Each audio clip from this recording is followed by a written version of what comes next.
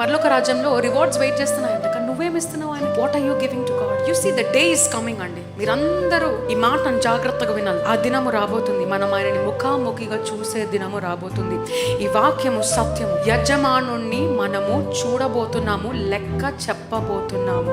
ఆయన మన అడిగే మొట్టమొదటి ప్రశ్న అంట, నేను నీకు ఎంత ఇచ్చాను, నువ్వు నాకు ఎంత ఇస్తున్నావు? మళ్ళీ నేను ఎప్పుడు చెప్తాను, ఎవరైనా ఇంటర్వ్యూస్ కి పిలిచినప్పుడు ఆడియన్స్ కి ఏం చెప్పాలనుకుంటున్నాను, ఇది ఒక ప్రశ్న అడుగుతారు ఖచ్చితంగా ఎక్కడికి వెళ్ళినా కూడా. నేను ఒక మాట చెప్తాను అందరికి, ఈ లైఫ్ నీకు ఇచ్చింది దేవుడు, నీకు ఇచ్చిన వరం, నీకు ఇచ్చిన ఒక బహుమానం. చనిపోయేటప్పుడు నీ జీవితంతో నువ్వు ఏం చేసావో అది నువ్వు దేవుడికి తిరిగిచ్చే ఆయన బహుమానం. ఈ లైఫ్ అనే బహుమానం ఆల్రెడీ మన చేతికి ఇచ్చేసాడు. ఆయనకి తిరిగి మనం ఏమి ఇవ్వాలనుకుంటున్నాం అనేది, నువ్వు జీవితంతో ఏం చేసావు అనేదే పరలోకానికి నువ్వు తీసుకెళ్లి నీ బహుమానము దేవుడికి. పరలోక రాజ్యంలో రివార్డ్స్ వెయిట్ చేస్తున్నాయంట, కానీ నువ్వేమిస్తున్నావు ఆయన? What are you giving to God? నీ జీవితంతో నువ్వు ఏం చేసావని చెప్పగలుగుతా గర్వంగా. ఇప్పుడు నువ్వు కళ్ళు మూసుకుంటే ఆయన ఎదుట నువ్వు కళ్ళు తెరుస్తావంట. చూసావు ఈ వాక్యం ఇది?